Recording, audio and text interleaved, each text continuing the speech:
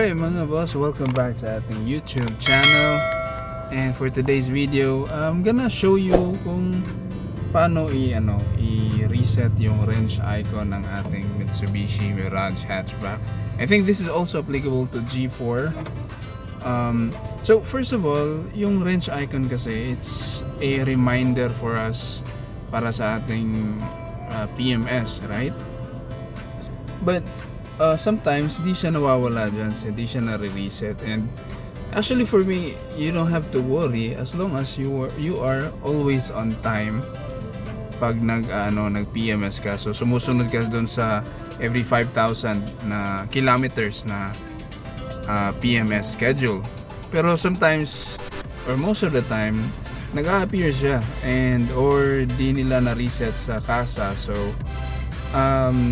to ease your mind, you can always reset that by yourself. So this is a 2018 Mirage Hatchback, and I think this is also applicable to the other models. No? So first thing that you need to do is dapat makapatay yung makina, tapos nakikita mo pa rin to sa dashboard. So all you have to do is press this stick button 1, 2, 3, 4. So 4 times, tapos mararoute ka dito sa dashboard na to. So gagawin mo lang is long press. Pag nagbi-blink na siya, release and then press again. Tapos press again. Alright, so yun, dapat okay. So nag-press ako last na nag-press ako, tapos nawala na yung wrench icon. So susubukan natin kung nawala na ba siya talaga.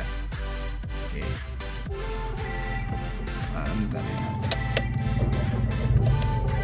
So yun. So that's how you will reset the wrench icon dun sa Mitsubishi Mirage ninyo. So sana nakatulong to na tutorial, and for more questions or if you have any clarifications, please comment down below. If any suggestions kung ano yung i-vlog natin next time, so feel free to comment down below, and don't forget to subscribe. Salamat po.